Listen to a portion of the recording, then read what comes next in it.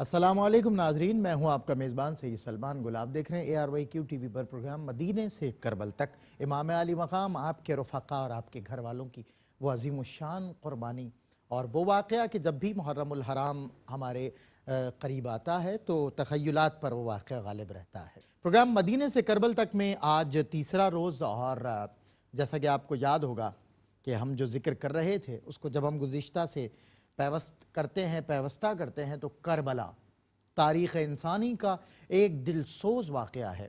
محرم الحرام 61 ہجری کی 10ویں تاریخ کو امام حسین نے جو عظیم الشان قربانی پیش کی اور جس صبر و استقامت کا مظاہرہ کیا، وہ ہر اس شخص کے لیے مشعل راہ ہے جو اپنی تحریک پر کامل یقین رکھتا ہو اور اس کی کامیابی کا خواہش مند ہو۔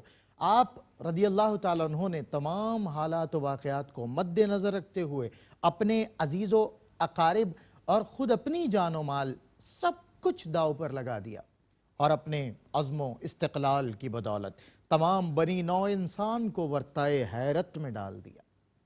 آج ہم باقاعدہ بات کریں گے سانحہ کربلا کے پس منظر پر، جو باقاعدہ 60 ہجری کے وقت سے کہ جب حضرت امیر معاویہ رضی اللہ تعالیٰ عنہ کا انتقال ہوا اور یزید تخت پر بیٹھا اور عام مومنین کے ساتھ ساتھ اہم ترین شخصیات، خاص طور پہ اگر میں بات کروں تو حضرت امام حسین رضی اللہ تعالیٰ عنہ سے اپنی بیعت کے لیے اصرار کیا، جس کے نتیجے میں حضرت امام حسین رضی اللہ تعالیٰ عنہ نے مدینے سے رخصتی اختیار کرتے ہوئے ایک ایسی تحریک کا آغاز کیا جس کے اثرات اور نتائج قیامت تک جاری و ساری رہیں گے۔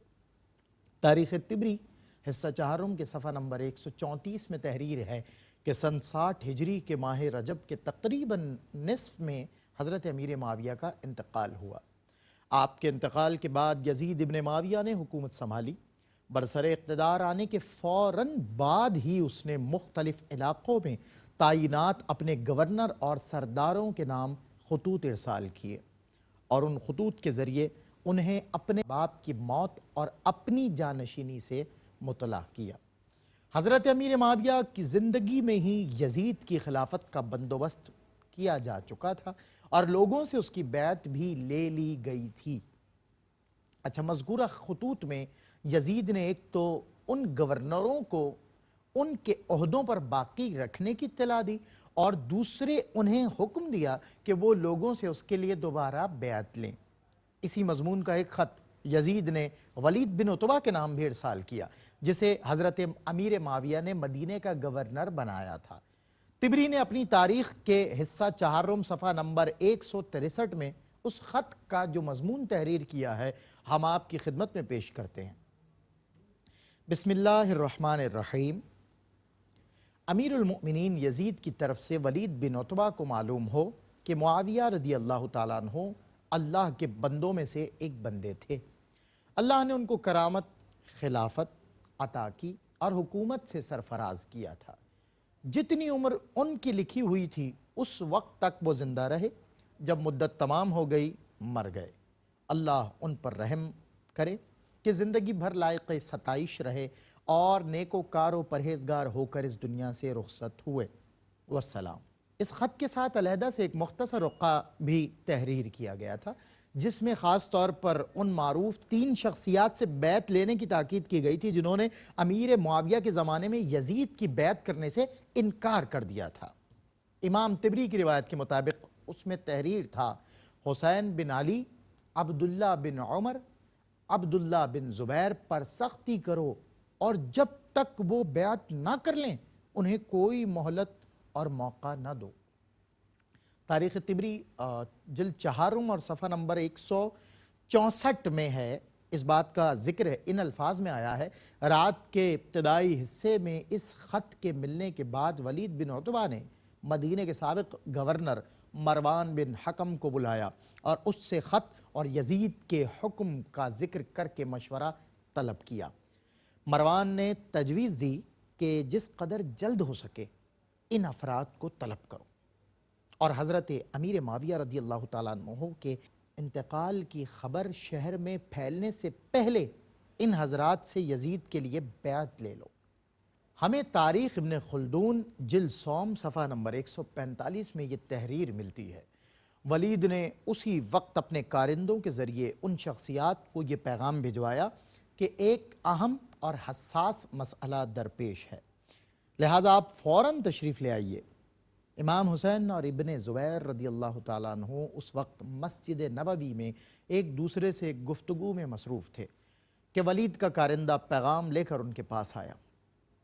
ابن زبیر رات کے اس پہر اس بے وقت بلاوے پر حیرت زدہ ہوئے، لیکن امام نے اس معاملے کو اپنی بصیرت باطنی سے بھانپ لیا۔ حالانکہ ابھی ان کی ملاقات ولید سے نہیں ہوئی تھی، پھر بھی آپ نے ابن زبیر کو اصل معاملے کی خبر دیتے ہوئے فرمایا کہ میرے خیال میں بنو امیہ کے حاکم فوت ہو گئے ہیں، اور اس وقت ہمیں بلانے کا مقصد ان کے بیٹے یزید کے ہاتھوں بیعت لینا ہے۔ اس کے بعد امام نے اپنے اصحاب اور قریبی رشتہ داروں میں سے 30 افراد کو مسلح ہو کر اپنے ساتھ چلنے کا حکم دیا اور انہیں ہدایت دی کہ ولید کے دربار کے باہر تیار کھڑے رہیں اور جوں ہی ضرورت درپیش آئے مدد کے لیے اندر چلے آئیں۔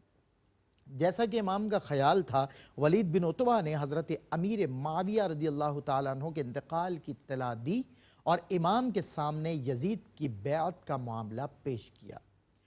امام نے جواب دیا، مجھے یہ کہنا ہے کہ مجھ جیسے شخص کے لیے غیر اعلانیہ طور پر بیعت کرنا مناسب نہیں، اور تم بھی ایسی بیعت پر راضی نہ ہوگے، کیونکہ تم مدینہ کے تمام افراد کو تجدید بیعت کی دعوت دے ہی رہے ہو، لہٰذا فیصلہ کر لینے کی صورت میں ہم بھی اس مجلس میں تمام مسلمانوں کے ساتھ انہی کی طرح بیعت کر لیں گے۔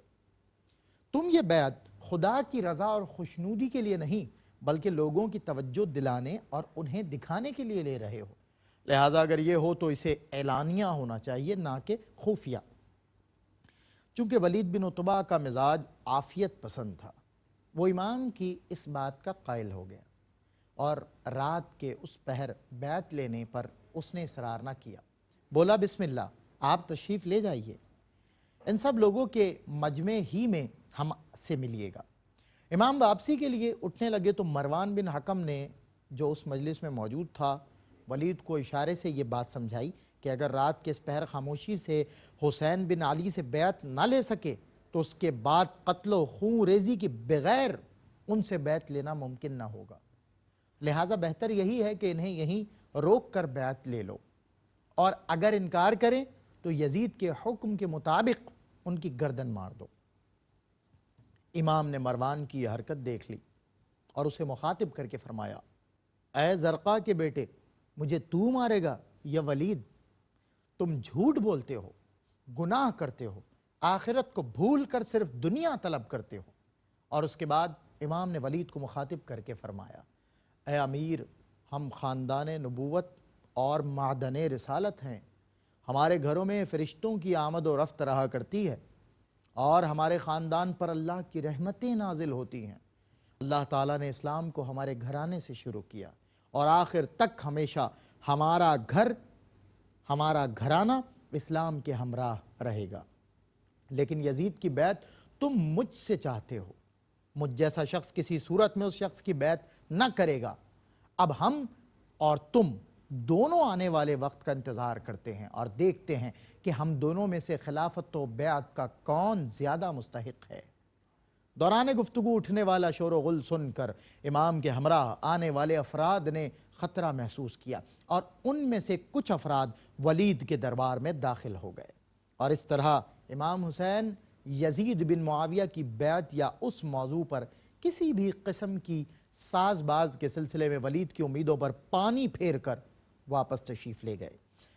حضرت امام حسین رضی اللہ تعالیٰ عنہ کے رخصت ہو جانے کے بعد مروان اور ولید کے درمیان ہونے والی جو گفتگو کا بیان ان الفاظ میں موجود ہے، مروان نے ولید سے کہا، تم نے میرا کہنا نہ مانا، حسین کے لیے ایسا موقع تمہیں اب کبھی نہ ملے گا۔ ولید نے کہا، مروان، تم کسی اور ہی کی ملامت کرو، تم مجھے ایسا مشورہ دیتے ہو جس میں میرے دین کی تباہی تھی؟ واللہ حسین کو قتل کر کے ساری دنیا کا مال و ملک جہاں تک آفتاب طلوع و غروب کرتا ہے مجھ کو مل جائے تو بھی مجھے منظور نہیں۔ سبحان اللہ، حسین کو ایک بیعت کے نہ کرنے پر میں قتل کروں؟ واللہ میں تو یہ سمجھتا ہوں کہ جس شخص سے خون حسین کی باز پرس ہو وہ قیامت کے دن اللہ کے سامنے خفیف المیزان ٹھہرے گا۔ ناظرین، امام حسین اور ولید بن عتبہ کے درمیان ہونے والا یہ مکالمہ چند امور کی مکمل وضاحت کر دیتا ہے اور بات کھل کر ہمارے سامنے آ جاتی ہے۔ امام نے اس گفتگو میں اپنا یہ موقف کھلے الفاظ میں بیان فرما دیا کہ وہ یزید کی بیعت اور اس کی حکومت کو غیر قانونی خیال کرتے ہیں۔ انہوں نے اپنے خاندان کی ممتاز صفات اور معاشرے میں اپنے مقام کی وضاحت کی جو امت اسلامیہ کی امامت اور رہبری کے لیے ان کے استحقاق کی بہترین دلیل ہے۔ نیز اگرچہ ظاہری طور پر امام حسین کی جد و جہد اور ان کی شہادت کے پس پش متعدد عوامل کار فرما تھے، لیکن اس عظیم جد و جہد کا اہم ترین مقصد اس طاقت کو مٹانا تھا جو نہ صرف یہ چاہتی تھی کہ اپنی تمام تر کوتاہیوں اور خامیوں کے باوجود خلافت اسلامیہ کے منصب پر قابض ہو اور ظلم و فساد کی ترویج کرے۔ امام نے نہ صرف ولید بن عتبہ کے ساتھ ہونے والی گفتگو میں اس نکتے کی طرف اشارہ فرمایا، بلکہ دوسری مرتبہ اس وقت اس نکتے کو مکمل صراحت اور وضاحت کے ساتھ بیان کیا جب مروان بن حکم سے آپ کا سامنا ہوا تھا۔ ناظرین، امام حسین کی سیرت میں ہمیں ان دونوں ہی اقسام کی جد و جہد نمایاں صورت میں دکھائی دیتی ہے۔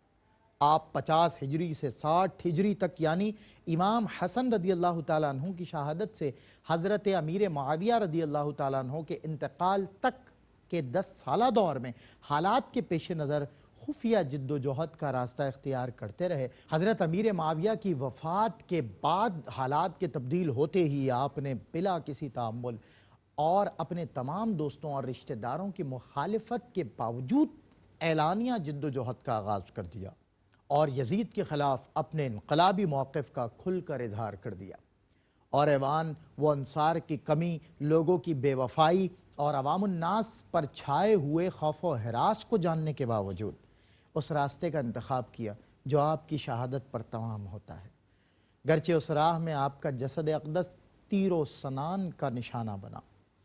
ولید سے ہونے والی گفتگو کے بعد امام نے حکومت یزید کے خلاف جد و جہد جاری رکھنے کا فیصلہ کر لیا، لیکن اس کے لیے ایک ایسا انداز اختیار کیا کہ آپ کی یہ جد و جہد صرف مدینے ہی میں محدود ہو کر نہ رہ جائے بلکہ شجاعت کی ایک ایسی علامت بن جائے جو قیامت تک زندہ رہے۔ تاریخ طبری حصہ چہارم کے صفحہ نمبر 166 پر اس کے بعد کے واقعات یوں بیان کیے گئے ہیں۔ امام حسین اسی رات کو یعنی رجب 60 ہجری کی 28ویں بروز اتوار کی شب کو مدینہ سے نکلنے کا ارادہ کیا۔ ابن زبیر اس سے ایک شب پہلے فرا کی طرف روانہ ہوئے تھے۔ جعفر بھائی کے ساتھ ساتھ ہی چل رہے تھے۔ حسین اپنے بیٹوں کو، بھائیوں کو، بھتیجوں کو اور محمد بن حنفیہ کے سوا تمام اہل بیت کو لے کر نکلے تھے۔ کتب تاریخ کے مطابق اپنے سفر کے آغاز سے قبل امام حسین اپنی والدہ حضرت فاطمہ الزہرا سلام اللہ علیہا، اپنے بھائی امام حسن علیہ السلام کے خدمت میں حاضر ہوئے تھے اور انہیں الوداع کہا تھا۔ کئی بار روضہ رسول صلی اللہ علیہ وسلم پر حاضر ہوئے تھے۔ ہم پر وہ تمام اسرار و راز اور نیاز واضح نہیں جو دوران زیارت امام نے اپنے نانا جان محترم کی حضور عرض کیے، لیکن کتب تاریخ میں نقل ہونے والی ایسی 2 حاضریوں کے متن اپنی تمام تر صحت کے ساتھ ہمیں نصیب ہوئے ہیں۔ خطیب خوارزمی حصہ سوم صفحہ نمبر 167 کے مطابق امام حسین اس رات دارالامارہ سے واپسی پر حرم رسول اللہ صلی اللہ علیہ وسلم تشریف لے گئے۔ السلام علیکہ یا رسول اللہ، میں حسین آپ کا نواسہ اور فرزند ہوں۔ میں آپ کا وہ فرزند ہوں جسے امت کی ہدایت اور رہبری کے لیے آپ نے اپنا جانشین بنایا ہے۔ اے رسول اللہ صلی اللہ علیہ وسلم، آپ گواہ رہیے گا کہ انہوں نے مجھے بے یار و مددگار چھوڑ دیا ہے، میری حفاظت نہیں کی ہے، یہ آپ کی بارگاہ میں میری شکایت ہے، یہاں تک کہ میں آ کر آپ سے مل جاؤں۔ مکہ روانگی کا فیصلہ کرنے کے بعد دوسری رات امام ایک بار پھر روضہ رسول صلی اللہ علیہ وسلم پر تشریف لائے۔ آپ کے قدموں میں لغزش نہ تھی مگر چہرے پر حزن و ملال کی گھٹا چھائی ہوئی تھی۔ بار الہ، یہ تیرے نبی محمد صلی اللہ علیہ وسلم کی قبر مبارک ہے اور میں تیرے نبی محمد صلی اللہ علیہ وسلم کا نواسا ہوں، اور جو کچھ میرے لیے پیش آیا ہے تو اس سے مکمل آگاہ ہے۔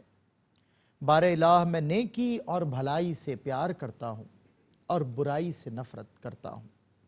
اے ذوالجلال والاکرام، اس قبر اور صاحب قبر کے واسطے سے درخواست کرتا ہوں کہ میرے لیے وہ راستہ پسند فرما جس میں تیرے اور تیرے رسول صلی اللہ علیہ وسلم کی رضا و خوشنودی ہو۔ امام حسین مکہ کی سمت روانہ ہو گئے۔ اس کے بعد کیا واقعات ہوئے؟ امام علی مقام کے نقوش قدم پر ہمارا سفر مدینے سے کربل جاری ہے۔ زندگی بخیر تو انشاءاللہ نیکسٹ ایپیسوڈ میں یہیں سے بات کو آگے جوڑتے ہوئے مزید واقعہ آپ کی خدمت میں پیش کریں گے۔ پروگرام مدینے سے کربل میں آج کے لیے بس اتنا ہی۔ کیا شان ہے حسین علیہ السلام کی، ایثار اس حضور میں خود سر کے بل گیا۔ عباس آئے نہر پہ اس آن بان سے، انسان کیا ہے موت کا بھی دم نکل گیا۔ اے مستقیم یوں لکھو روداد کربلا، ایک دو پہر میں دین کا نقشہ بدل گیا۔ السلام علیکم ورحمۃ اللہ وبرکاتہ۔